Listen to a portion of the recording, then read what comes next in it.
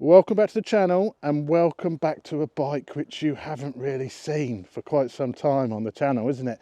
I've actually owned this bike now for 4 years, so this is 4 years old. So I thought, hang on a minute, it's about time I did a little sort of update on the SMCR, because as brilliant as this bike is, I mean, it's an incredible bike, but it's not very YouTube friendly.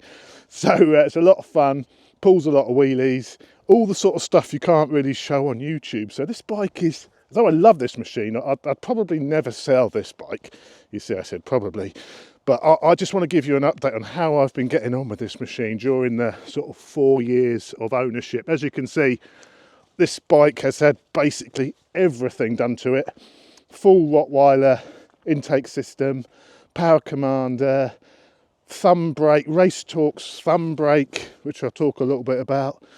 There's so much done to this bike. Full Tecmo system, carbon everywhere, you know, custom this, that and the other. So I'll go through the details of it. I'll let you know how I've been getting on with it, 4 years of ownership, and anything else I can think about telling you about this machine. So if you're interested in my little SMCR, and it's an incredibly fun little bike, then set yourself down, grab a cup of tea and chop C and roll the intro.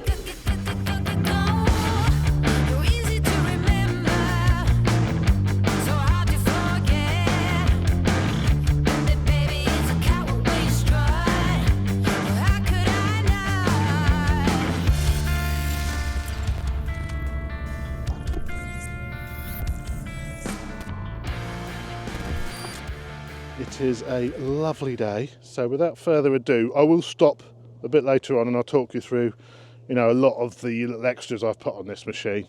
But for the moment, let's jump in, have a ride, and listen to that beautiful Tecmo system. Oh, listen to this.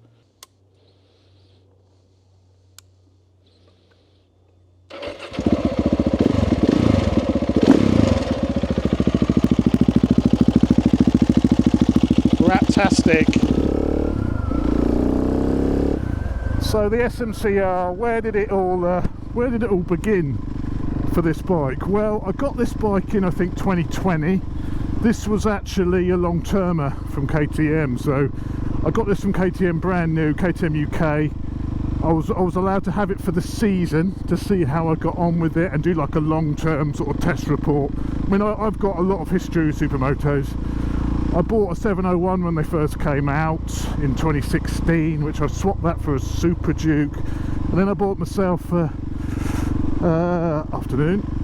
KTM 500 EXC, which I converted into a Supermoto, which I loved, but because of all the and all this is on YouTube, I've got all build series of doing all this stuff, but because the 500 EXC requires an oil service every 13 or 15 hours, it just became too much maintenance for the road, so got rid of that. And yeah, so I spoke to KTM when I went on the launch of this bike in Portugal, and I think it was the year after that launch I managed to get myself a long-termer. And you know, I borrowed that bike from KTM with the long-term goal of probably buying it at the end of the season, and that's exactly what I did. So I bought it from KTM, pretty good deal.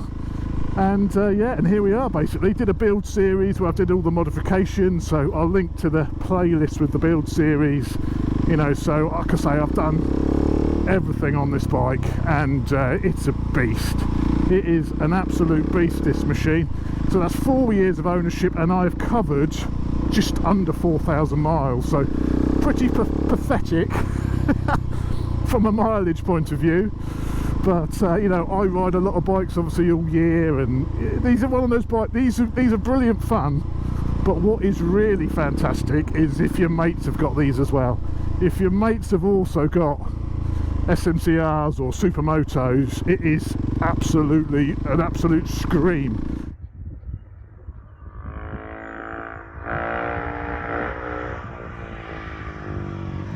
It's all clear.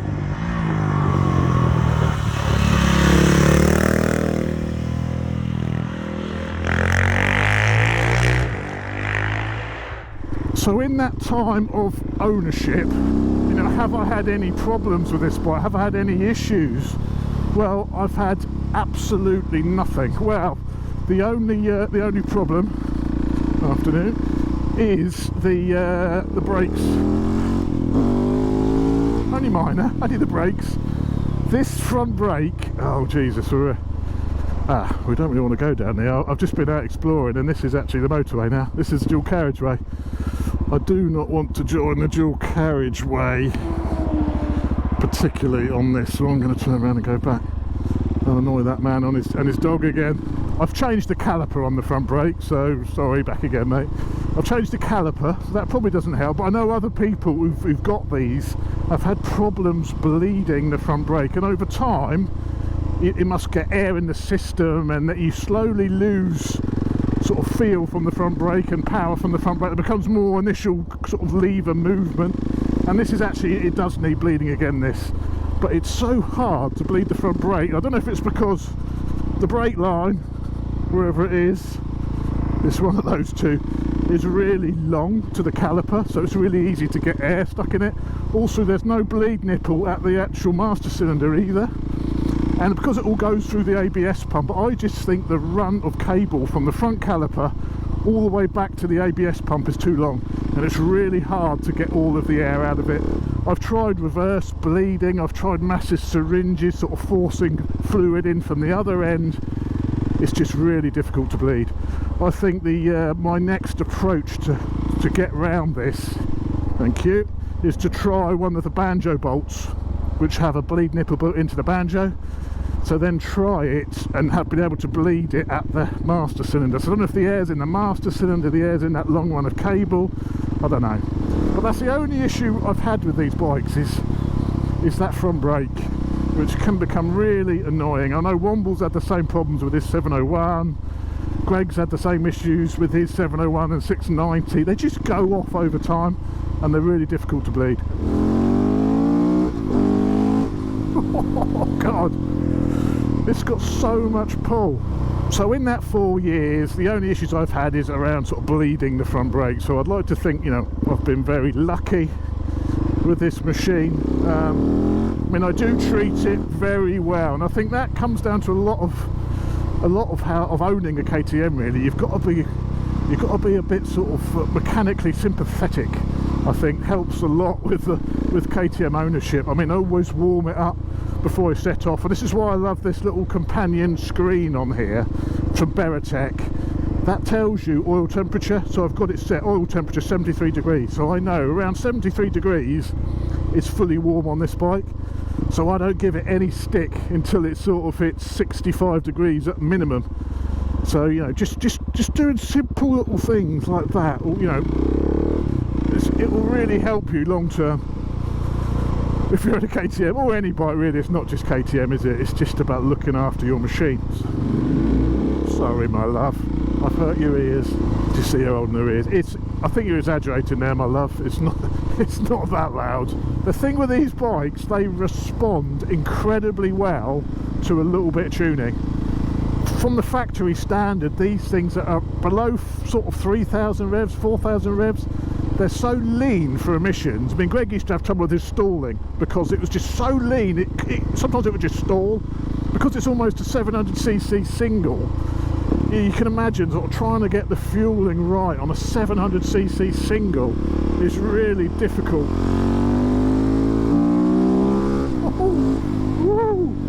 And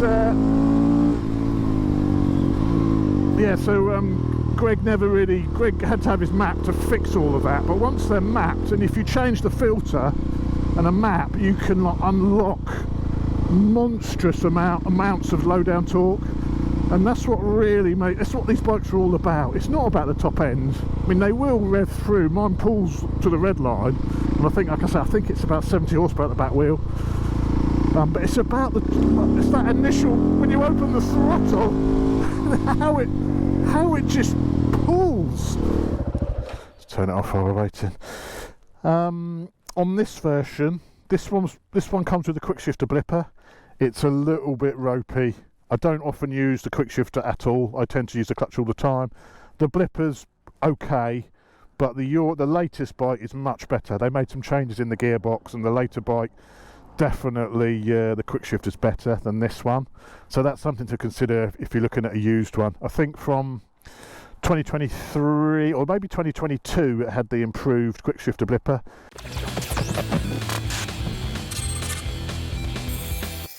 So let's just talk through some of the upgrades and changes I've made to this bike. Now, as I say, this has got, first of all, the engine on this machine, you know, internally it is completely standard, but it's got the Rottweiler airbox. I'll take the seat off in a moment and show you that.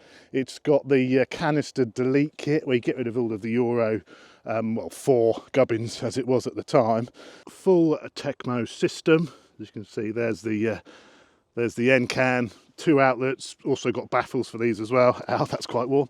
And of course you've got the front pipe as well, with the sort of full titanium, of course. We don't mess about here.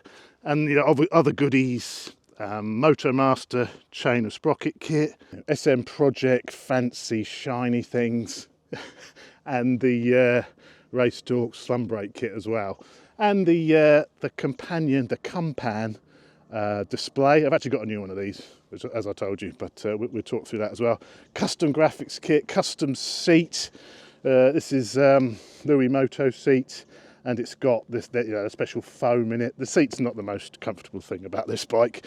SM Pro wheels. Now these are they don't make a hub for this bike. This is using the stock 690 hubs, but respoked with the SM Pro rims, you know, with a different colour fork jobbies, and I've even got custom logo on the hubs, which are done in Cerakote burnt bronze.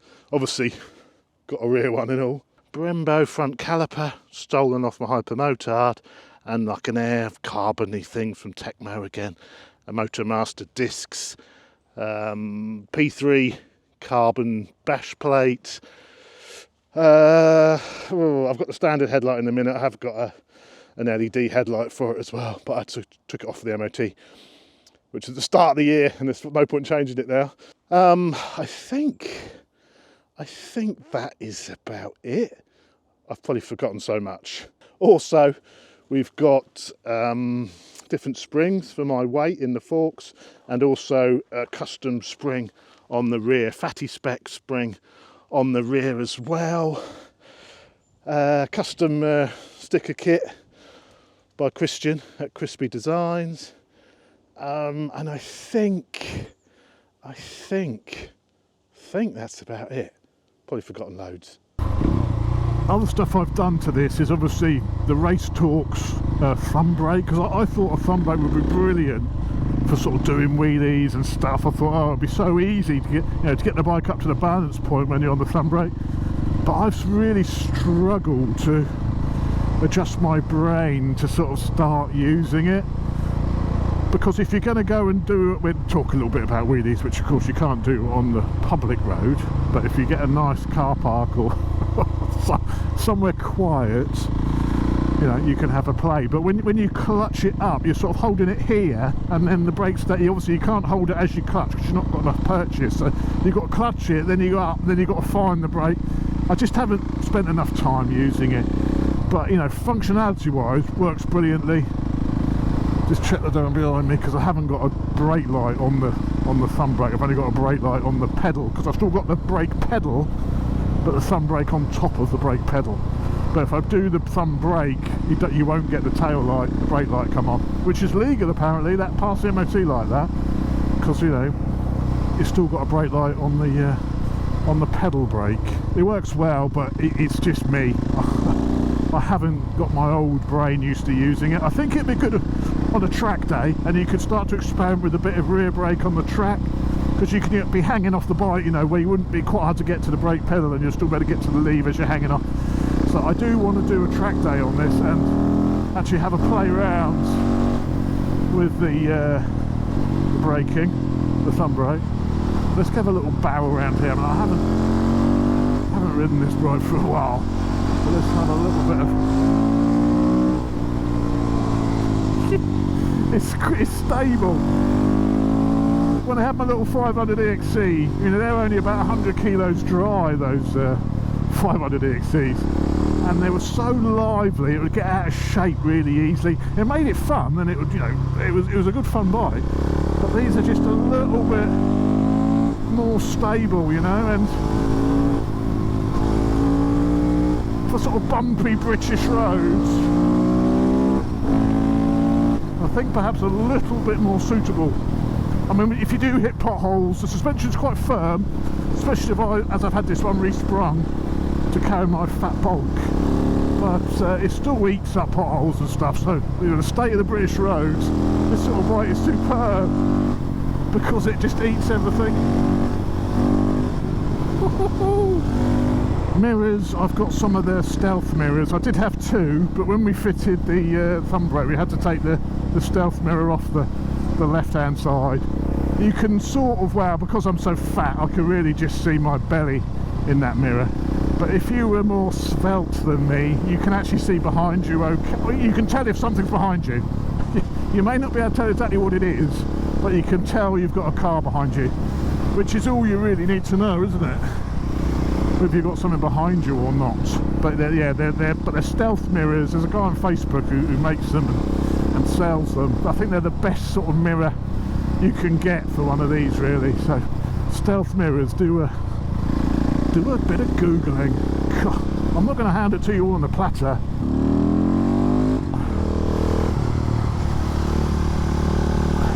It's really rather cold today, so I've got to be a bit careful. It's nice to actually be riding one of my own bikes. So if I come off it, it's just my own fault. I can't tell anyone about it. Only the missus.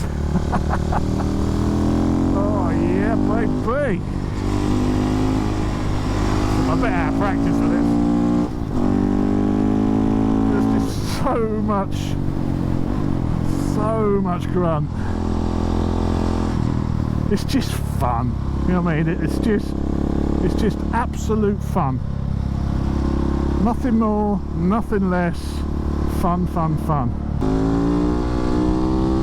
I'm trying to think of what else I can tell you, you know, after having one of these for so long. Another thing which is great with them is, you know, it's a big single. Yeah, this uses a little bit more fuel since it was mapped and has the power commander, but they're so economical, you know, compared to running a 4-cylinder bike or your Elite bike or sports bike or even a big naked machine. Now you can come out and you can put like £7 will last you all evening messing about. £7. So they may be expensive to buy, but to actually run, they're pretty cheap. I know they don't take much oil. I think it's only about 2.5 litres of oil, so even if you're doing the servicing yourself, it's not costing you fortunes in oil and service items, all of that, you know. So the whole cost of ownership is pretty good, and our insurance is reasonable, you know. And I'm insured with Bikesure, as you know. Bikesure sponsor the channel, and if you've got a bike which has got a lot of mods like this, you know, give Bikesure a try. I'll just give you another little walk around. Give Bikesure a look, because they sort of specialise in bikes which are a bit different, or different personal circumstances. Yes, this is a little bit of a plug. What on earth is that? Oh, I don't know what that is. Some sort of meat. Oh, let's get my glasses off. It's like a mussel or something. It's like a bit of mussel. I don't know what that is. I've caught something disgusting. When your quotes are due, give Bikesure a ring and tell them Chopsy sent you. See if they can sort you out a bit of a deal. I didn't tell you that though. How warm are the GP2s in this weather? I'm a little bit worried that there may not be warm enough day to get some heat in them. Not too bad actually. Yeah, not much heat in the front. Doesn't touch the ground much though, to be honest. Like I say, I've done 4,000 miles on this. I don't use it in the winter, so this only really goes out in nice weather. Obviously you get caught out in the rain occasionally, but everything that considered, you know, everything looks brand new. I mean, literally brand new. All the engine paint finish is brand new. The only bit of tarnishing on the bike is there's a little bit of tarnishing on the swinging arm here, and that happened in that first year I had it. I must have been out and gone out, and I must have got caught in when there's a bit of grit down or something, a bit of salt down, and I've sort of tarnished that bit of swinging arm. But that's been like that since I had it, really. But yeah, everything else is held up brilliantly. I don't think there's anything really, any really gotchas to watch out for with these bikes. That I think they're on the whole, they're pretty reliable. I mean, they always sound a little bit noisy, the engines, you know, because there's a big piston going up and down. They all sound a little bit rattly. But there's nothing really to worry about too much, you know. I think this is a really is, you know, a reliable bike as a whole, you know. There's not too much to worry about here. Now, don't be put off, I don't think, of all the rumours, you know, of KTM reliability. It doesn't apply to this machine. If you are looking for one, look for, just bear in mind, the early original 690s and the first couple of years of the 701 had the previous engine in, which didn't have that additional balancing shaft, and those engines do feel a lot more vibey. And they don't have the same sort of power at the top. They're all about grunt and they lack a bit of top end power. They only rev to about 7,000 revs, this revs to 8,000 revs. So bear that in mind. I think when this one came out again, I think it was 2019, that's when it had the new engine, and then the following year it went in the 701, that same engine. Of course, all the gas versions have the later engine, so the early ones have a slightly different engine, just missing up that additional balancing shaft, but you can notice that. I mean, on this one, the vibrations are pretty good because of that balancing shaft. I mean, you can feel it, you know, lumpy through the handlebars, but it's not a bone shaker. It's not an absolute bone shaker. It's just a bit of character. I know that sounds like a cop-out to say it's got character because it's vibration, you know, because of the vibes, but honestly, it's not too bad. Another thing to bear in mind is because it's sort of a Supermoto and based on an enduro bike historically, it's quite a thin machine, you know, so you can really move about the bike, and that means the seat is very thin and also pretty hard. So now after an hour riding one of these, you do have to get off. So this is why you, even though you can cruise at 70 on the motorway, you wouldn't want to go, you know, I mean, you wouldn't want to go too far because your bum gets numb after not too long. So again, bear that in mind. Another reason why it doesn't make a, you know, an everyday bike really. Even this one, where I've had the seat, I've actually got a comfort seat, KTM comfort seat, helps it a little bit, but still doesn't do enough to actually make it comfortable for long distance. Even this sort of aftermarket one with the special foam, again, it's good for about an hour, but then you need to rest your body. So there we are, the 690 SMCR. If you're looking for one, I would say go for it. It's a brilliant bike. I'd get one, get hold of one. There's nothing really to worry about from a reliability point of view. Just make sure you've got proof that it's had oil changes and servicing, because to the book it's 6,000 miles between services on this bike, and that is just frankly too much. You know, this is a really revvy little bike, and when you're wheeling it, you'll end up hitting the rev limiter quite easily. So it needs regular oil would be my recommendation. I'd change the oil sort of every 1,500 miles, 2,000 miles I reckon, 2,000 miles tops, maybe 3,000 miles. I would recommend sort of halving the service intervals. Do the oil change every 3,000 miles. As I say, it only takes 2.5 litres or something, you know, and plus your filters and stuff you have to change, but do it every 3,000 miles. 6,000 miles is just, you know, that's great for the marketing teams to say 6,000 mile service intervals. I would do it every 3,000. I would even go maybe 2,000 if you're using it hard. So blipper's great on it, quick shifter's not quite so smooth, so I use the clutch and just throw a quick change in.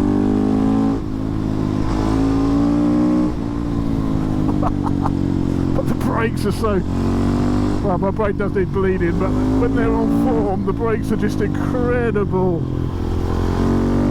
The launch on this bike, we had a mad ride, one of the maddest rides I've ever had on the launch of this machine.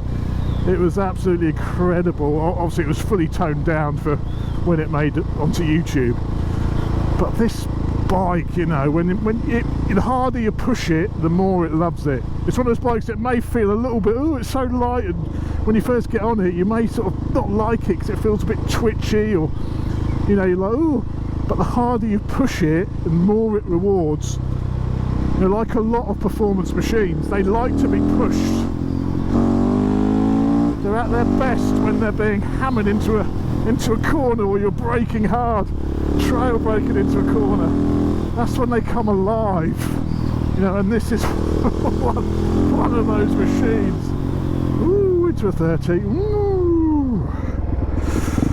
Endos, never been any good at endos. The fueling, you know, like I say, you really need to look at getting one of these mapped if you've got one, so it makes masses of difference, and even the fueling is much nicer once it's been mapped. I think Chris at CJS, who mapped Greg's bike, he does now like an ECU postal service. So if you've got the same spec, a Euro 5 bike with, I think, the DNA air filter Greg had in his, and I'll put a video at the top where we did the mapping so you can see exactly what was involved. But Chris now will do, it's so spot on, that map, you send him your ECU, he'll map it and post it back to you, and it'll unlock the bike. Of course, you know, if you get warranty issues and you've played with the ECU, KTM will probably wash their hands of all support for you. That's the issue. Obviously this is way out of warranty by a couple of years, it doesn't matter. But if your bike's in warranty and you flash the ECU, you know, you probably lost your warranty around anything to do with the engine. So just bear that in mind. You've got to think carefully before you do it. But like I say, they on a whole, they are so reliable, you'll probably be alright. Probably. Don't hold me to that. So there we go, SMCR 690, go pick yourselves one up, because it is an absolute peach. See you in the next one, guys.